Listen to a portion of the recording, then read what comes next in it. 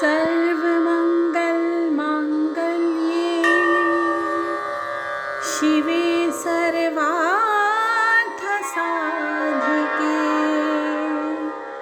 शरण्ये त्र्यम्बके गौरी नारायणी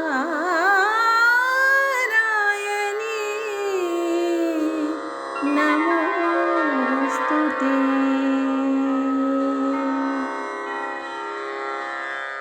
जय माँ इंद्राक्षी, जय अम्बे।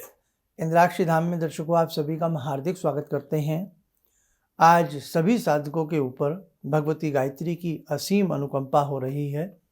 सभी साधकों का आज गायत्री अनुष्ठान पूर्ण होने जा रहा है। अभी सुबह के 7 बजे हैं। हो सकता है ये कार्यक्रम आप हमारा शाम को देखें, लेकिन इस कार्यक्रम में जो भी साधक जुड़े हैं, गायत्री अनुष्ठान से जुड़े हैं, ध्यान से इस अंक को सुनिएगा।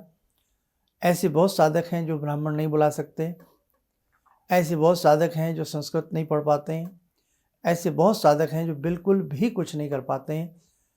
और वो किस प्रकार से उनका मन है कि हम 1-2 माला की आहुतियाँ दे दें। तो बेटा बहुत ही साधारण तरीका है, भगवान नाराज़ नहीं होते। हम घर में भी तो अंगियारी करते हैं। एक साधारण विधि से हम आपको बताने वाले हैं, उसे ध्यान से सुनिएगा। आइए पहले आज का हम पंचांग देखें। 7 अप्रैल सन 2025 दिन सोमवार, संवत 2082, चैत्र मास, शुक्ल पक्ष, तिथि आज दशमी है, नक्षत्र आश्लेषा, राहु काल 7:30 से 9, दिशा सूर्य पूर्व दिशा। अब देखो, सबसे पहली बात, जिन साधकों का अनुष्ठान किसी अशुद्धि की वजह से है, जैसे महिलाएं अशुद्ध हो जाती हैं, तो उस वजह से यदि अनुष्ठान छूटा है, तो जब आप शुद्ध हों, शुद्ध होकर के अपना अनुष्ठान पूर्ण कर लें, चाहे पूर्णिमा तक आपका पूरा हो जाए। कुछ उसमें माला फालतू रखना, जैसे 24 माला बताई थी, तो इसमें अब आप 10 माला एक्स्ट्रा और कर लेना। 34 माला एक्स्ट्रा करके, तो उसमें भूल चूक सब माफ़ी हो जाती है। तो आप ऐसा करके आप कर लेना, ठीक है। अब रही बात, जो साधक आज पूरा हो गया है, जिनका सुबह पूरा हो गया है या हो जाएगा थोड़ी बहुत देर में, तो वो साधक चाहें और कल किसी को व्यस्तम क्षण है, कहीं जाना है, तो अपने सिंपल तरीके से ये कर सकते हैं। नहीं तो कल का दिन तो सबके लिए है ही, क्योंकि कुछ साधक ऐसे भी जो 3 संध्याओं में पूरा कर रहे हैं, कुछ साधक 2 संध्याओं में इस साधना को पूरा कर रहे हैं। और गायत्री साधना बहुत ही तीक्ष्ण साधना होती है। तीक्ष्ण से मतलब है बहुत ही त्वरित फल देने वाली साधना होती है।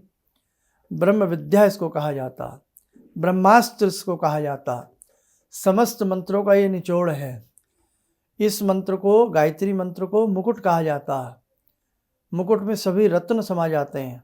जैसे हाथी के पाँव में सभी पाँव समा जाते हैं, ऐसे ही गायत्री मंत्र इतना विशाल गायत्री मंत्र है। जिस साधक ने भी जीवन में इसको ढंग से जपा है, पढ़ा है, उसे विशेष प्रकार की अनुभूतियाँ होती हैं।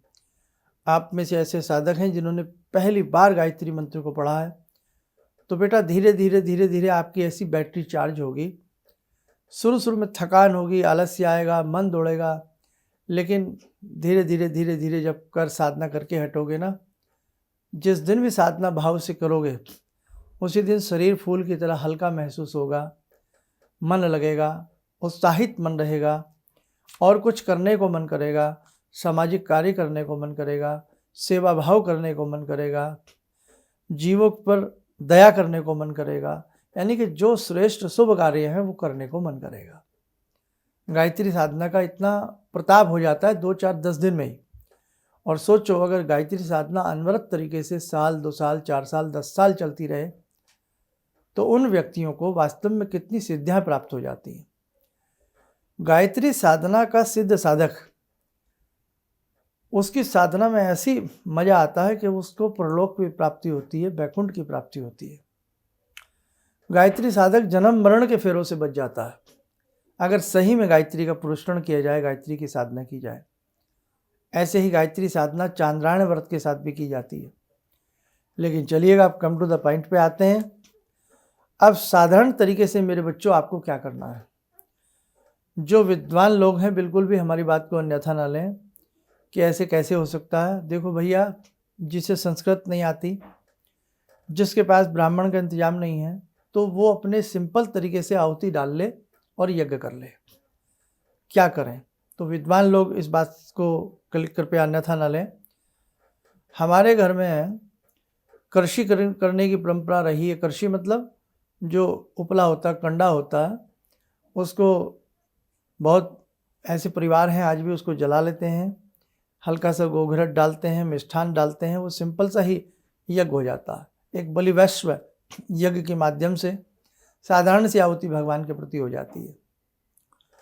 और एक हलवाई है, बहुत बड़ा भोजन बनाता है, थोड़ा सा जो पहला बनता है वो भट्टी को झोंक देता है, अर्थात अग्नि को समर्पित कर देता है, उसके भाव वहीं पर पूर्ण हो जाते हैं।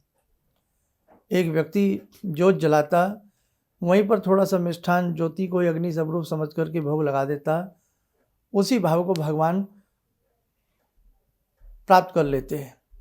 सुदामा की काख में छिपे तिंदुल भगवान के लिए किसी नैवेद्य से कम नहीं थे और भगवान श्री कृष्ण उनको ही प्रसन्न मुद्रा में ग्रहण कर लेते हैं।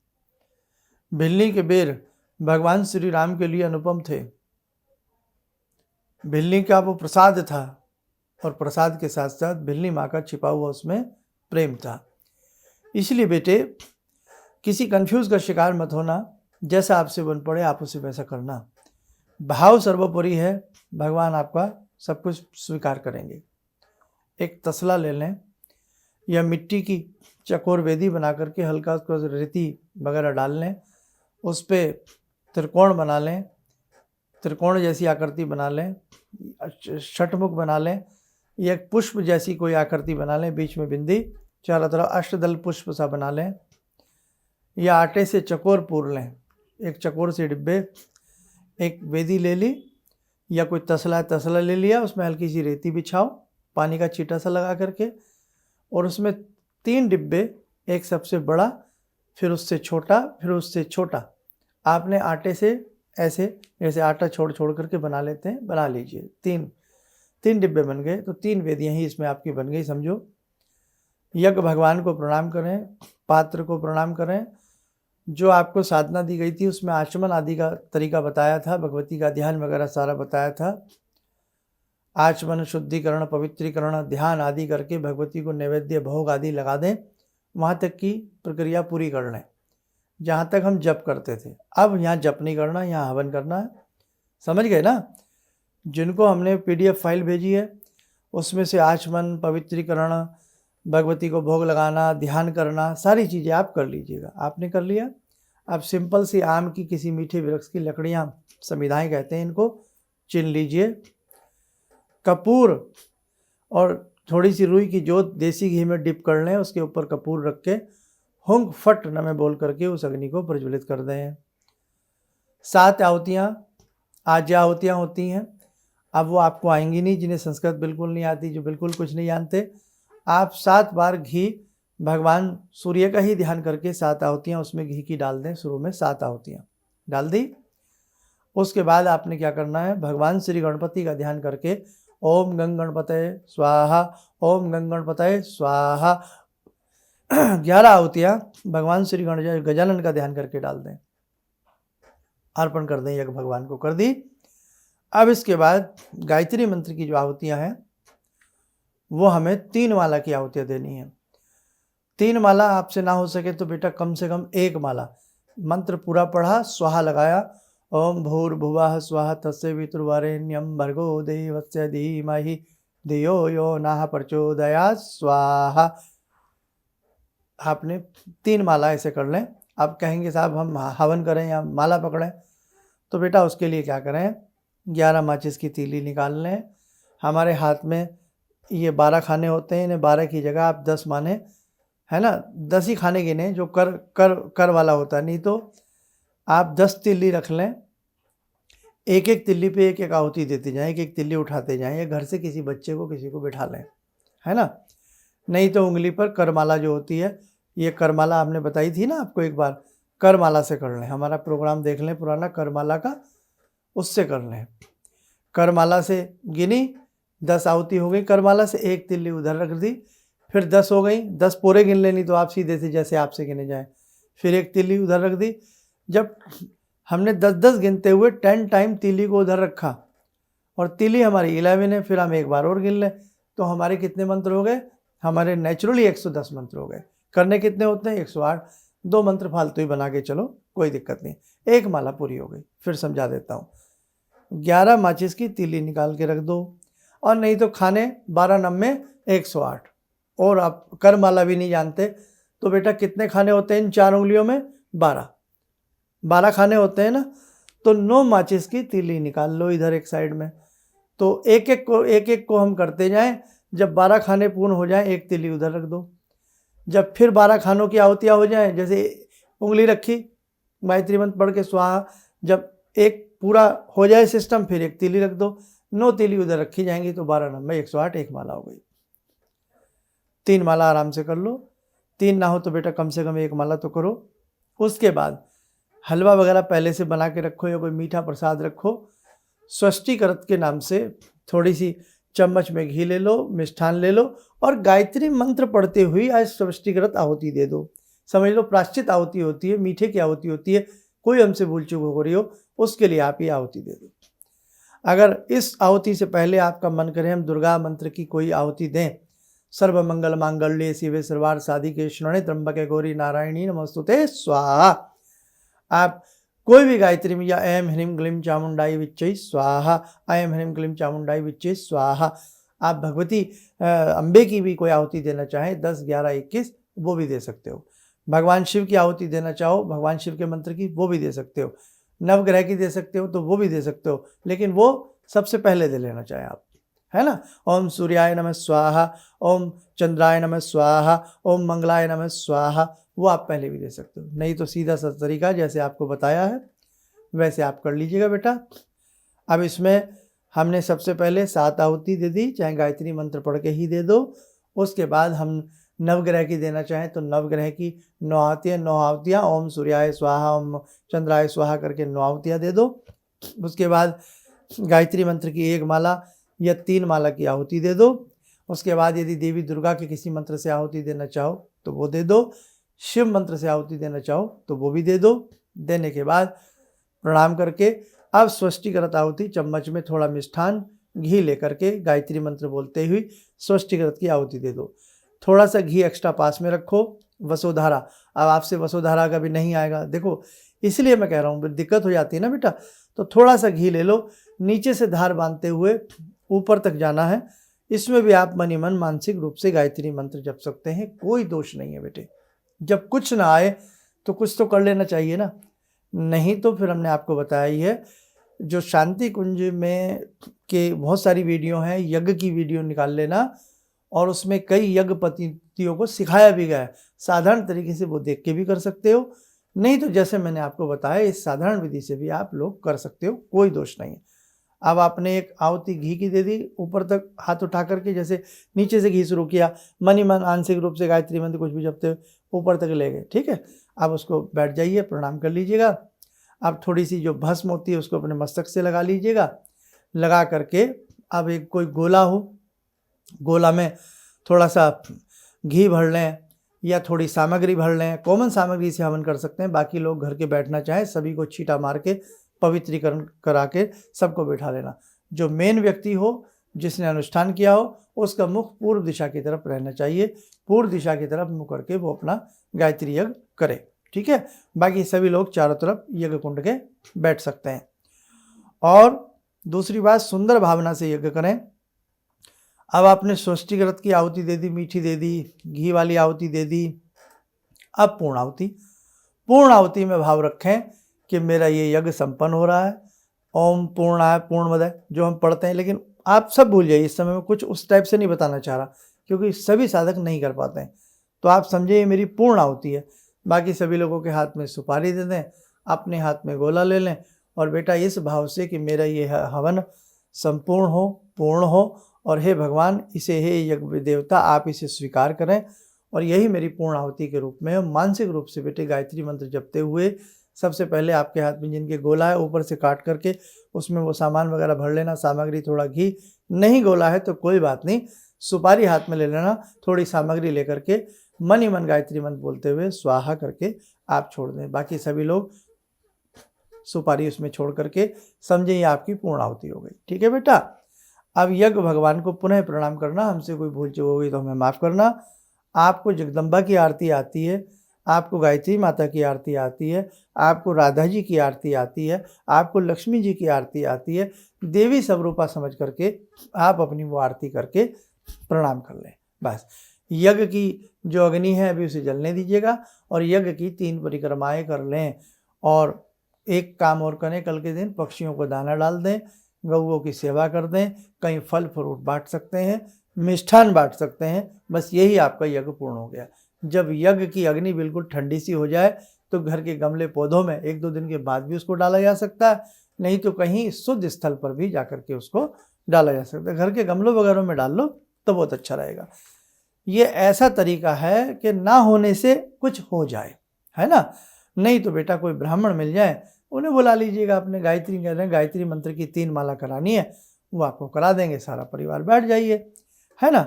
और नहीं तो फिर शांति कुंज से आप 2-4 वीडियो देखिएगा, आपको मिल जाएंगे। और नहीं तो बेटा जैसे मैंने बताया आप कर लें, कोई दोष नहीं है ना। चलिएगा, अब सभी का ये समापन है। बहुत अच्छे से आपने किया, बहुत बेजोड़ तरीके से आपने किया। आप सभी को मैं बहुत बहुत धन्यवाद देता हूँ। और जगत जननी जगदम्बा, भगवती गायत्री, भगवती इंद्राक्षी, भगवती सावित्री आप के सभी साधकों के कार्यों को पूर्ण करें, आपके कष्टों को दूर करें, आपकी मनोकामनाएं शीघ्र से शीघ्र पूर्ण हो। आगामी अंकों में हमें सुनते रहिए और एक बहुत अच्छे तरीके से अब आगे हम आपको पूरी परिपाटी समझा देंगे। आगे हम कुछ ऐसा भी PDF आपको देंगे जिसमें यज्ञ का विधान आपको दे देंगे, या शांति कुंज से जो यज्ञ की सरल पुस्तिका आती है वो हम आपको अपनी तरफ से भेज देंगे। जैसा भी इच्छा रहेगी परम पूज्य गुरुदेव भगवान की, तो बेटा ताकि आप स्वयं भी बहुत कुछ जीवन में कर सकें। कोशिश करेंगे कोई PDF फाइल के रूप में आपको यज्ञ की PDF फाइल दी जाए, जिससे और सरल से सरल करके यज्ञ की विधि आपको दी जा सके, ताकि जीवन में आपके मन में ये ना आए कि कहीं मुझसे कोई गलती ना हो गई हो। बाकी ध्यान रखना, भाव सर्वोपरि है। यदि भाव से कोई कर्म किया जाता है वो पूरा माना जाता है, भाव सर्वोपरि है। ठीक है, चलो अच्छे से सब करिएगा। बाकी कल सुबह फिर मिलते हैं, कल कुछ चर्चा आपसे और करते हैं। आइए समय चला आज की ध्यान साधना के जोड़ते हैं जगत जननी भगवती जगदम्बा भगवती गायत्री से। ॐ सिन्दूरारुणविग्रहां त्रिनयनां माणिक्यमूलस्फुरात् स्तारानायकशेखरं स्मितमुखी वापेन वक्षोरुवां पाणिभ्यामलपूर्णरत्नचषकां रत्नोत्परां बिभ्रति सौम्यां रत्नगटस्थरक्तचरणां ध्यायेत्पराम् अम्बिकां खड्गं चक्रगदेषु चापपरिगान् शूलम्बुशुण्डिं शिरा शङ्खं संदधतीं करे स्त्रीनयनां सर्वाङ्गभूषावृतां नीलासमद्युतिमास्य पाददशकां सेवे महाकालिकां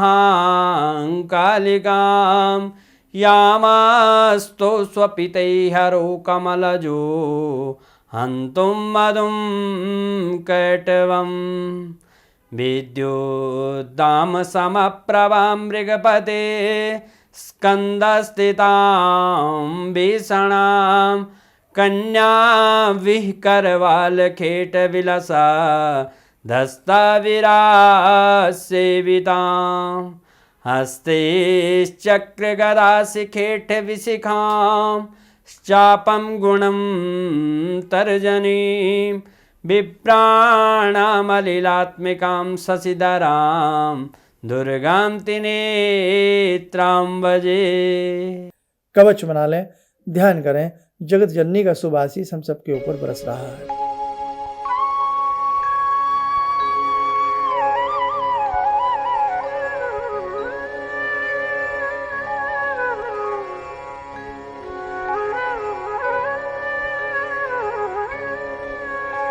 ओम बोलते हुए नेत्र खोलें, सामान्य हो जाए। साधकों, मन में बेटा किसी भी प्रकार का कोई दुविधा ना लाना, बस जैसा आपसे बन पड़े उसे करने का प्रयास करना। चलिए आप सब लोग सुखी रहें, स्वस्थ रहें। इन्हीं शुभकामनाओं के साथ हम अपनी वाणी को विराम देते हैं। जय जय अम्बे। गुरु जी से मैं तब से जुड़ा हूँ जब से वो एक चैनल आती थी P7, उसी से मैं जुड़ा हुआ था। और गुरुदेव से हमारी जब मुलाकात हुई तो मैं आश्चर्यचकित रह गया जब उन्होंने हमसे बताया कि आपके साथ ऐसे ऐसे हुई। तो मैं इतना आश्चर्य हो गया कि इन्हें कैसे मालूम, और इतना बढ़िया इन्होंने बताया जिसके वजह से मैं आज तक उनसे प्रभावित हूँ। और इनका बताने का शैली वगैरह इतनी बढ़िया है जो हम अपने क्लास के टीचर से भी उतना बढ़िया नहीं समझ पाते थे। ये हमें बहुत पसंद आई। और दूसरी बात कि इनके साथ जितने भी मैं जब से जुड़ा रहा, जो भी समस्या आई, मैं बहुत ही अच्छा तरह से मेरे सॉल्व होते चले गए। और आज तक मैं उनके आशीर्वाद से मैं बहुत सुखी हूँ।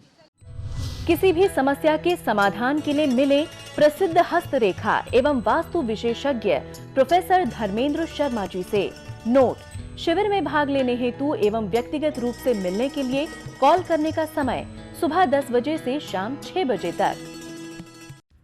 हमारे विभिन्न ज्ञानवर्धक कार्यक्रम देखने के लिए आप हमें अभी सब्सक्राइब करें, बेल आइकन को प्रेस करें ताकि आप देख सकें हमारा कार्यक्रम सबसे पहले।